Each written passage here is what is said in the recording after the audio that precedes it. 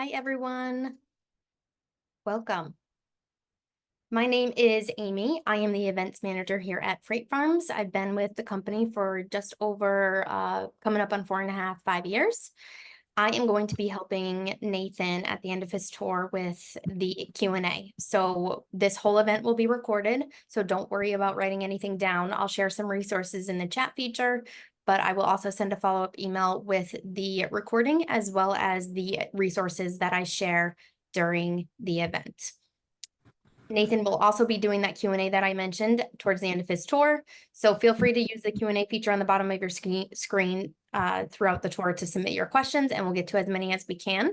And if we aren't able to answer your questions, we tend to get a lot during the Q&A, so I apologize if we can't get to them all, but we will follow up with you afterwards. That way we make sure that you get all the answers to your questions that you need. All right, I will turn it over to you, Nathan. Sounds good, Amy. So hello, everyone. Oh, is that good now? Okay. Hello, everyone. My name is Nathan. I'm the senior farm manager here at the Freight Farms HQ. I've been working for Freight Farms for 3 years now under the plant science department as the primary product user. But in 4 years, 4 years working with Freight Farms Tech. I'm going to be dividing today's session into a tour of the Greenery S. Then we'll go into detail about farm operations, how those work here at HQ, because we have two greenery models here, and just want to go over sort of how we schedule our tasks. And then we'll end with a Q&A session to just answer any questions that may pop up. The farm I am currently in right now is our flagship model, the Greenery S. It is an atmospherically controlled container farm in an 8-foot by 40-foot shipping container. So in the farm itself, you can grow hundreds of different varieties of crops. In the plant science department, we've probably trialed 300-400 different types of things. But only 80 of them is something we would actually recommend actually using in the farms, just because those were the highest yielding, highest taste, highest everything that we found. So what I'll do is, so in terms of the farm itself, we can see how they're growing here. So this is a hydroponic vertical farm. So that means essentially that the plants are growing vertically. The water is hitting these actual emitters here. I'm going to go into detail in a bit, but we're going to we'll start with the nursery area and then go to the cultivation area. But let me just quickly.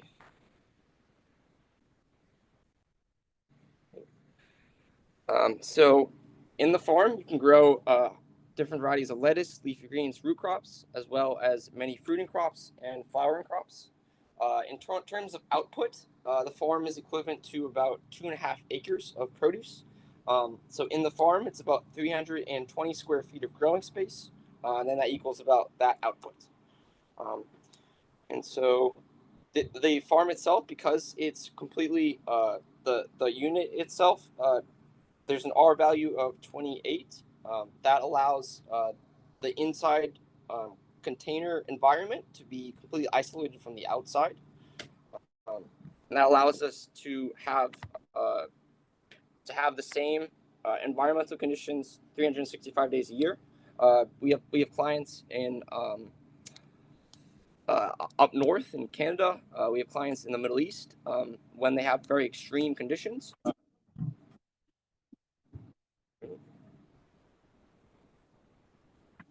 And this allows the output and the produce just to be as consistent as possible. So the farm only uses a few key inputs. These are light, water, nutrients, CO2, seeds, plugs, and an operator with a green thumb, and who's pretty resilient about staying on top of the maintenance tasks. So the farm is one container unit, but two different watering areas. So in terms of the container, we're able to control the environmental conditions that are the air temp, the humidity, and the CO2. And then with each of the watering areas, we're able to then control the EC, the pH, and the water temp. Now, I'm going to start with the nursery area just to explain how things work here, and then we'll move to the cultivation area. Now, with the nursery area, we're going to go a bit lower here. This is where our seedlings will start. They spend the first 2 to 3 weeks of life in this area. In terms of tray space, we have enough tray space for 16 trays. If you're doing 288s, that's enough for about like 4,200 seedlings. Or if you're doing 200 cell trays, that would be a little over 3,000 seedlings in terms of capacity. And we allow them to grow to about this size. So you can see that the roots are nice and white, and they have a few sets of true leaves. And then this will then be the size we get them to. We in the last year switched from an 18-hour 3-week cycle to a 24-hour cycle for 2 weeks. This allowed us to then maximize the health of the plants into a certain size, and then allow them then to be transplanted to the actual cultivation area. So in terms of the components of the nursery area, we have the main tank here, which houses the actual water. The work table up here, which we do a primary amount of our seeding, transplanting, and harvesting. The actual troughs down here. And then over here, this is where we have our dosing table, our dosing cabinet, which houses our pH sensors, both for the nursery and the cultivation area. Our EC and water temp sensors, both for the EC or for the nursery and cultivation area. And then if you look down here, we have our peristaltic pumps. So each watering area has a recirculator pump that goes over the sensors constantly. It's updated every like 5 to 10 seconds. And based off what those are reading, then it will dose accordingly on what you have for farmhand. So let's continue on.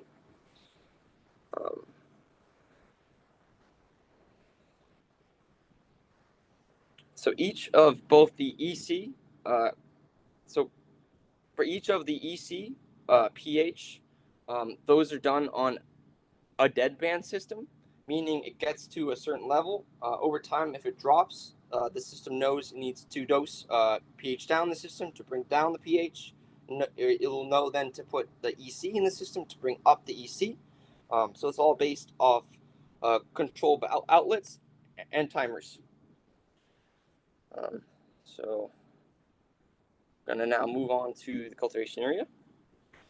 So after the first 2 to 3 weeks of life, once the seedlings are nice and white with the roots and have a few sets of true leaves, it's then time to transplant your teenager seedlings to cultivation high school, basically, or the cultivation area. The cultivation area has in total 88 panels. So those are all housed here. Each wall has 22 panels. And I brought over a few examples here. Just wanted to point out, so this is one empty panel. So there's 5 channels. Each channel has 2 pieces of black foam. And then within each piece of black foam, there is a cotton and polyester felt strip. That is what actually catches the water. And then that's what's in contact with our plants. So we can see here, we have this panel is in total, it's 2 weeks in the cultivation area, but 4 weeks from seed, because we're on a 2-week cycle in the nursery, and then a 4-week cycle in the cultivation area. And this panel here a lot more densely packed. This panel will actually be harvested tomorrow, because then this panel is actually 2 weeks nursery, 4 weeks cultivation, so 6 weeks total from seed. So just to give you a bit of a snapshot of those. And then key thing I want to point out is actually we're going to turn on the pumps, and you'll see how the water drains back to the main tank. So I'll take one down as an example. I'm going to turn on the send pump.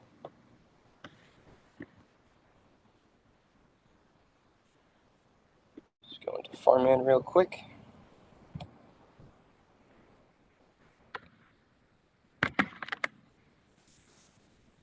So you can hear the pump on. Going to see how the emitters run. See that? Turn it off so we don't lose too much water. But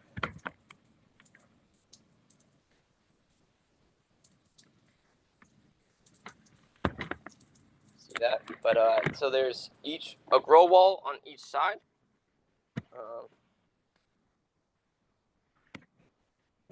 And then each side has a send pump that puts the water all the way around the irrigation line. Just points out here. The emitters themselves are pressure compensating, meaning every area in the farm gets the same amount of water. And then also, since our farm itself is on a 2-inch slope, this then allows the water to drain back to the main tank using gravity. Yeah. See, there's a few different ages of plants throughout the farm.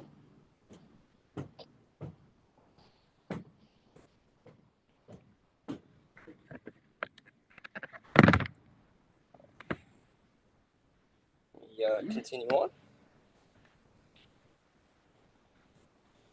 So with each of the 88 panels, if you're on a 4-week cycle, which this is what we're currently on for lettuce, you're then harvesting 22 panels per week. This then amounts to about 1,000 heads of lettuce per week. At the office, we usually average about 220 to 230 pounds per week, but that will vary based off what your recipe you are running in your farm. At the office, we're always experimenting with different amounts of light, different watering cycles, different amounts of plants in each panel. So it's always changing here at the office. Each farm takes about 30 hours to run. At the office, we average a bit higher because we're always running trials and collecting a whole bunch of data. So we usually collect data on every single panel. But when you're running your actual business, you would just keep track of output based off the amounts of units you are producing. So with each zone, I'm actually going to turn on the lights. I want to explain. So let's do left, right, blue.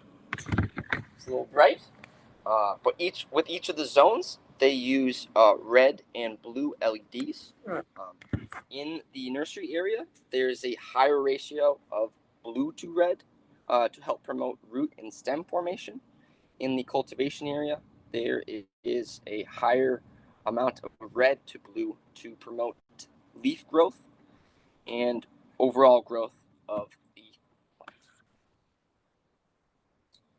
Just gonna keep continuing on. So another important factor in the farm, of course, is the climate control. This then would be so with the farms, specifically at the office, we actually have 2 greeneries. One is actually what we consider a hot farm, and it grows basil. So the actual environmental temperatures are a bit higher than what we would do for a lettuce farm, where we would grow lettuce, leafy greens, root crops. The hot farm would be more optimized for basil, cilantro, and fruiting crops. So then you would then control what you're putting for air temp, humidity, and CO2. let me keep going. The HVAC of the system is located on the exterior back of the farm. The HVAC system is in combo with our custom insulated containers, allow the farm to actually go as high as 120 degrees Fahrenheit or as low as negative 30 degrees Fahrenheit. So I'm going to actually share my page because I want to show you guys now how we track maintenance here at the office. So window share.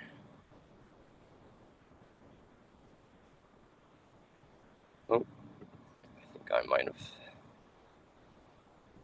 So can you see this? I think you can. Yes. Cool. So breakdown at the office is we use an online app called Asana.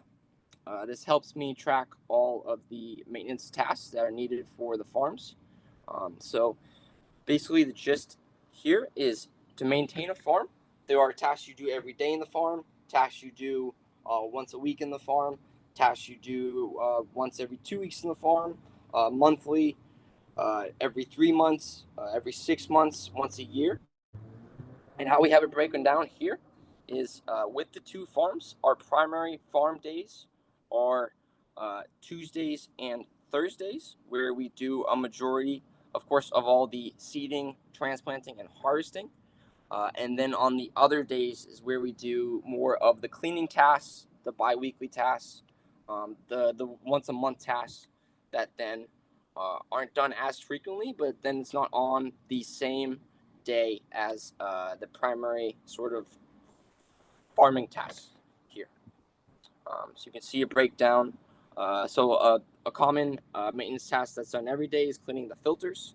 So there's a filter on the recircs, filter on the actual send lines to help to prevent any bits to go up to the emitters.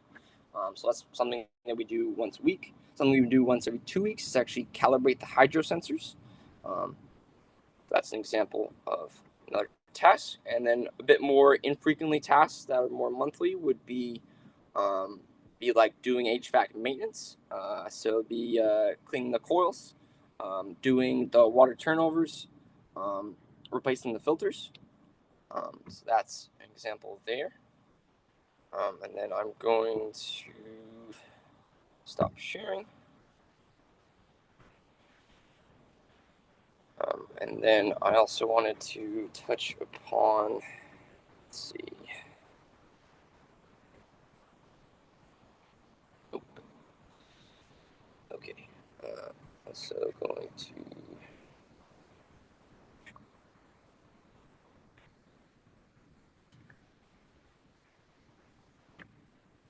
just want to open one thing.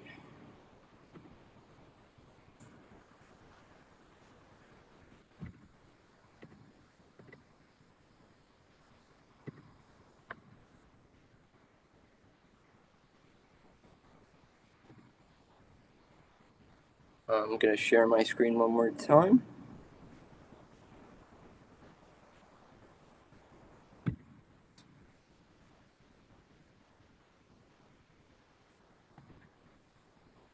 Okay.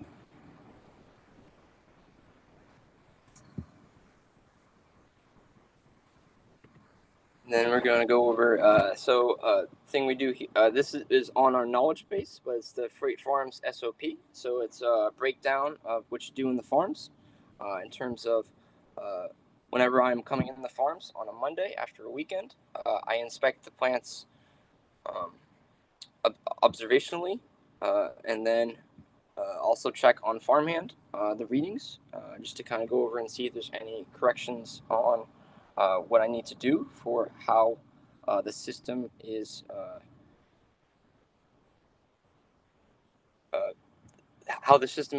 conveying those readings. So like if the EC is a bit too high, then I know I need to add some water to bring it down. If the pH is a bit too low, I know I need to maybe use some pH up to bring it higher. So these are just a breakdown of each things we do sort of Mondays. You could say Tuesdays. Those are more of the primary harvesting days. Nathan, We're Yep, still seeing the, I don't think it's shared onto what you're talking about. got it. That's unfortunate. I thought it was delayed. No worries. Let me see if I can try again.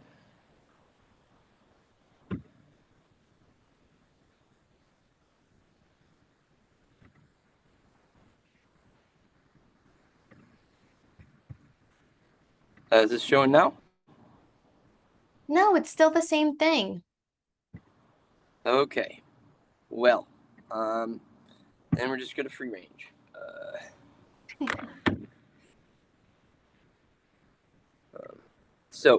Essentially, just wanted to go over. At the office, we have two main farms. We do our primary tasks for the S on Tuesdays, where we do the harvesting, transplanting, and seeding. And then with the other farm, we do those same tasks on Thursday. So then, if anything runs over to the following day, it does not impact the other farm's schedule. Another key thing is here at the office, I have part-time contractors that help me on those main days so that we can stay on task and we can stay consistent with doing everything on time. And then on those other days where that's like Monday, Wednesday, Friday, those are when we do more of the cleaning tasks in terms of um, just the other things that we need to maintain these farms. And so we also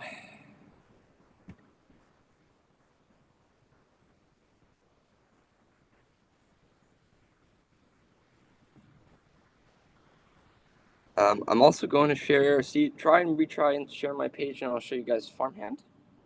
So let me see that.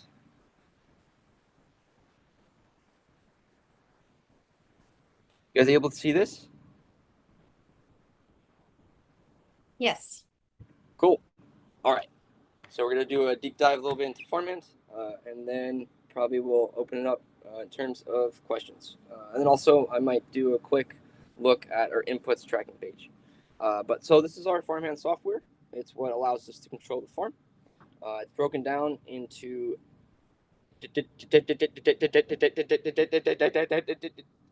it's broken down into different pages. The dashboard page allows us to see a snapshot of the last 12 hours of the readings in the farm.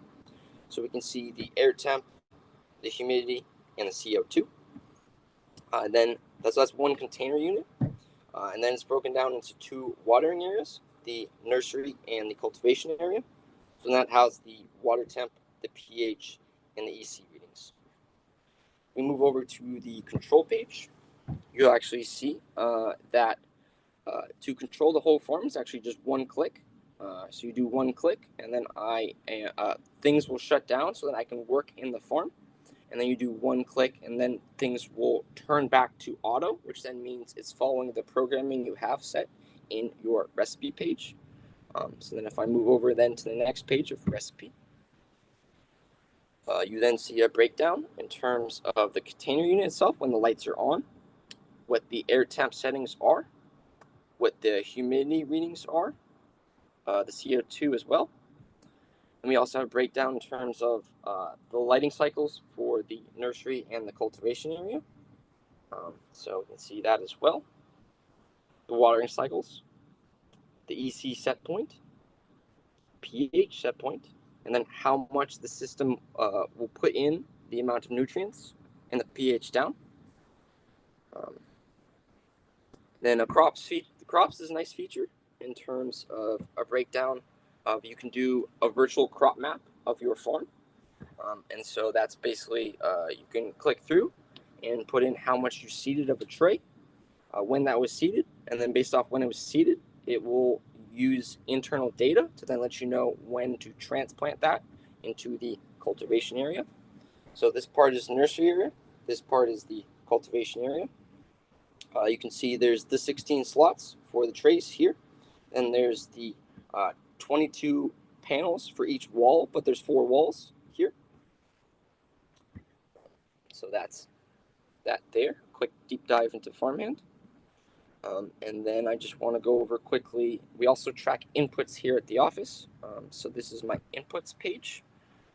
So with those contractors, I do this is how we organize like how long things will take, and then a breakdown of who was doing which task and how long it took. With the farms themselves, we estimate about 30 hours to run them. Here at the office, we average a bit higher because of all the internal trials we were doing, all the data collection that we were doing. So yeah, want to stop sharing. Maybe just quickly look at my notes, but Amy, now might be a good time to open up for questions. Perfect. Thank you, Nathan. All right. If you didn't catch me at the beginning, my name is Amy. I am the events manager here at Freight Farms. I'm going to be helping answer some questions for everybody. So we did get a bunch, so bear with me. If we don't get to your question, I apologize for not being able to answer it live, but your account executive will be able to follow up with you after the event so we can get to your questions and make sure you get answers. So Nathan, I'm going to just kind of go down the line, and we'll just see if we can get to them all. Sounds good. Can the farm be run 5 days a week, or would you suggest 7 days a week, 4 to 5 hours a day? So it depends on sort of how many operators there are. So if it's one operator, we would do 30 hours a week. Would probably estimate it would be done in 3 or 4 days, depending on sort of how long you want those days. And so then I would divide it. So let's see. So one operator, 30 hours. Usually it'd be like 3 extra long days, or you do it in 4 days. Probably recommend the 4 days, and then you can divide it where if you do a Monday to Thursday schedule, of those 22 panels that are harvested, transplanted, and seeded per week, you do 11 on Monday, 11 on Wednesday. So then it's broken down in terms of Tuesdays you might have a restaurant that you are delivering to. Might be on on Friday you might have a farmer's market that you are going to. So one operator would be like 3.5 days probably. If you have like two, then you could definitely do it in 2 days for one farm. It's just kind of broken down in terms of yeah, in terms of how many operators and how many resources you have. Yes. All right. I've seen a couple questions come through. I don't know where the exact ones are worded, but just to be clear, what Nathan was sharing his screen on, that Asana app, that's something that does not come with the purchase of the farm. That's not our software or anything like that. That is something that we just have have paid for on our own, and we use it as a project organization as a part of Freight Farm. So if that is something that you wanted to use, that would be something completely on your own, separate from Freight Farms. There are so many different apps and tools out there that help you organize project-based or people-based, whatever the case may be. But just to be clear, Asana is something that we use. You do not have to use it, and it does not come with the purchase of your farm. All right. What is the most common data you are collecting and using? Is it for business development, R&D innovation, customer service, etc.? So it's actually a combination of all three of those things. So the data that we collect at the office is used to inform our business planning tool. That then is like I track all of the inputs we use at the farms in terms of CO2, nutrients, plugs, and then also the amount of energy and the sort of amount of hours it takes to run a farm. So that informs our business planning tool. In terms of so they're one with R&D. Oftentimes we do trials. Current one here in the S actually is on the left side. We are doing a lower PPFD than the right side. That's just a comparison because we have a lot of customers who have questions on if we turn down the energy and or turn down the lights and prolong the DLI, what would the output be? So we're getting a comparison of, let me just turn that off real quick.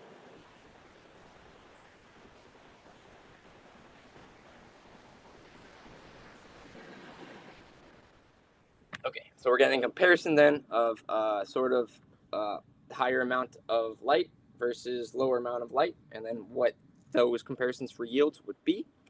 And then what was the last one of those three? It was Customer service. customer service. And then in terms of customer service, we also collect a lot of water and tissue samples here at the office, and we also we also write all the SOPs on how to operate the farms. My department is the primary product user. So in terms of what we recommend for how many plants to do per panel, the amount of time they should spend in the cultivation area versus the amount of time they should spend in the nursery area. We are always trying to find ways to either minimize or equal the inputs, and then we would then maximize what the outputs are getting.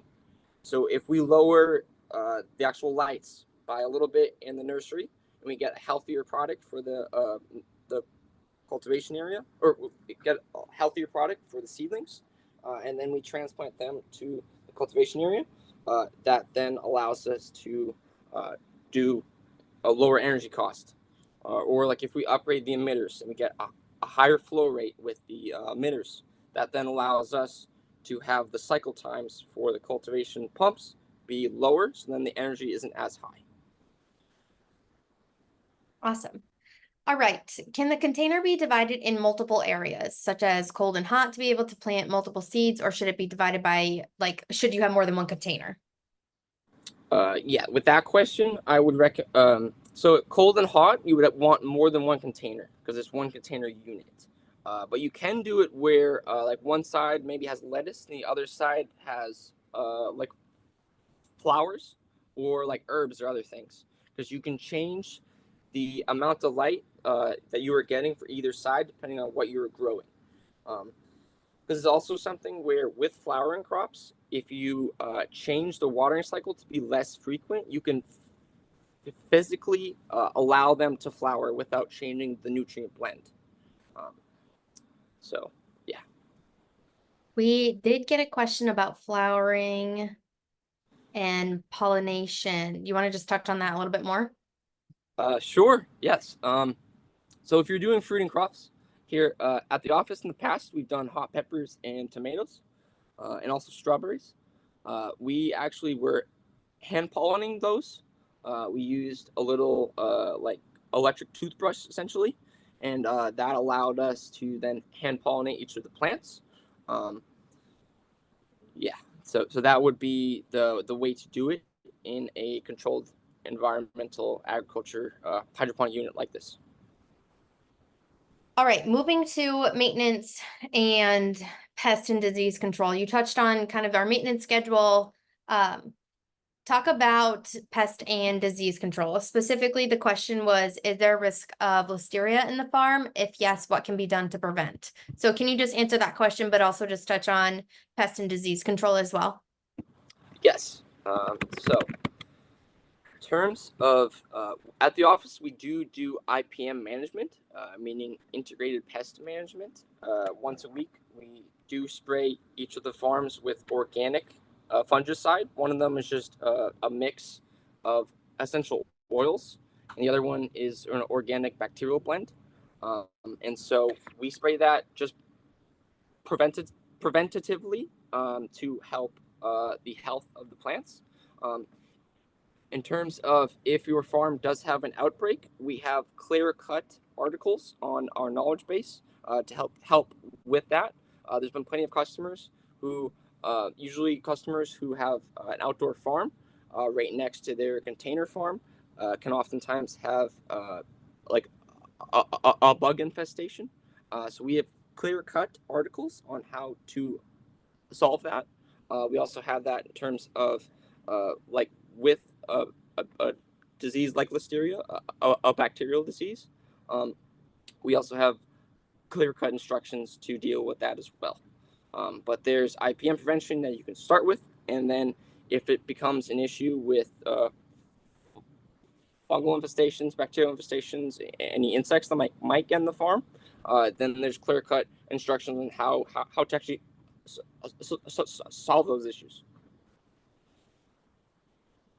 All right, moving right along. This is kind of a lengthier question. So most demonstrations of hydroponic setups like this that I've seen are of crops like lettuce and herbs or tomatoes. What are the options for growing more calorie dense and or nutrient dense crops? Nathan briefly mentioned root crops, and I'm curious if that's actually common in this kind of system, and if not, what the challenges are. Most of our customers do lettuce. We have a lot of customers though who do kale, chard.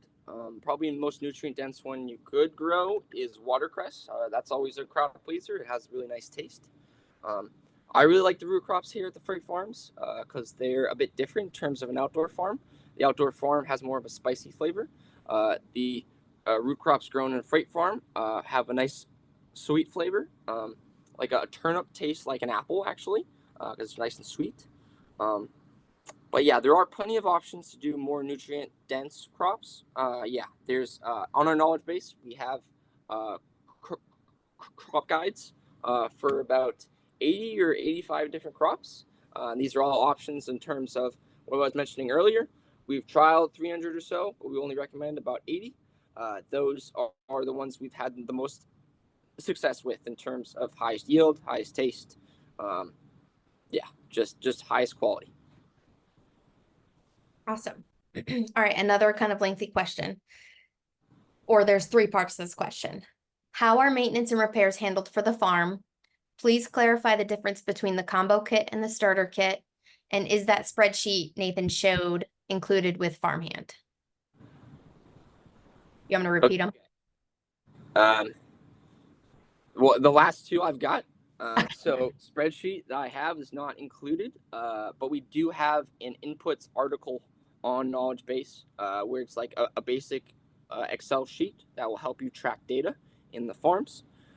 In terms of what was the yeah, actually repeat it, please. Okay. Look, we'll just go one at a time. Okay. Is the spreadsheet Nathan showed included with farmhand? Is what you were answering first. Yes. So it is not included directly in Farmhand, but there is an article on inputs tracking in our knowledge base section in Farmhand.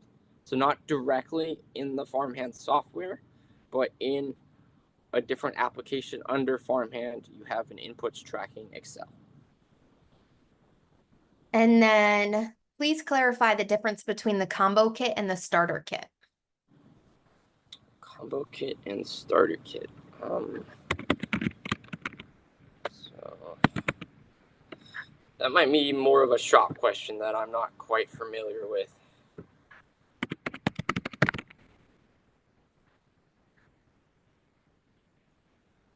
Starter.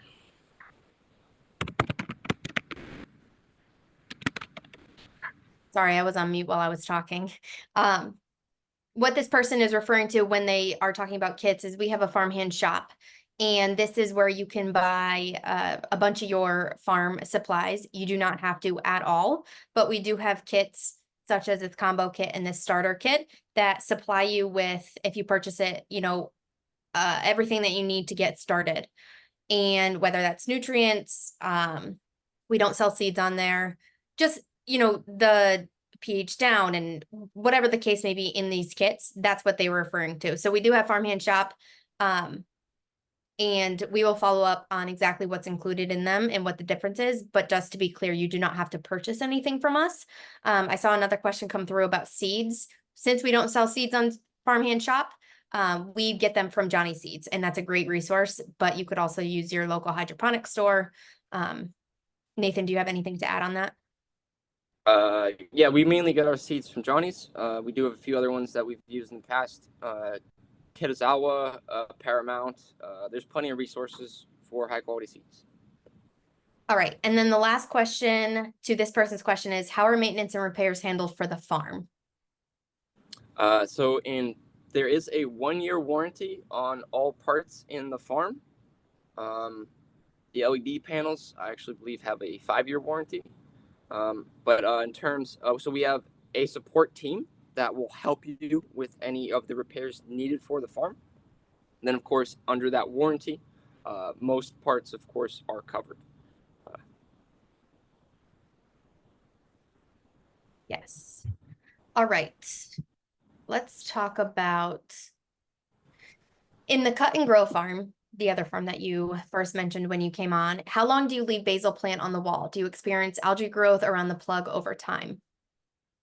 So actually, with the basil farm, we do a full trim. We just found that's most efficient. So we actually just cut right above the plug, and so we don't allow it to cut and come back. We just found in terms of the amount of time for that doesn't quite equal the amount of time of just harvesting straight up, taking all the plugs out, and then replanting it. Um, so over time, you would definitely have algae on that plug. We currently at the office do not do that.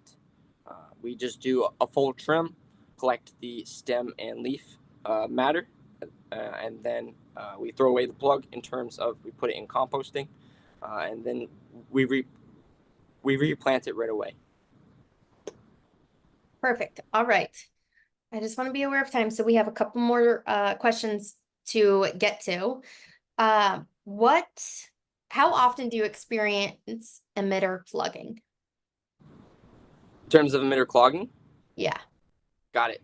I So uh, that is a maintenance task. We recommend you at least check them once a week. We actually are at the office currently running filtration trials. We're pretty close, probably in the next few weeks to a month, in terms of doing a new recommendation for filtration. So previously, we would have to replace probably 5 to 10 each week. But over time, we've now gotten that down to like less than 5. Last few weeks, actually, we've had 0. And so right now, of course, recommend you check them every week. But soon we're going to have a filtration recommendation that will essentially allow you to no longer have the emitter clogs.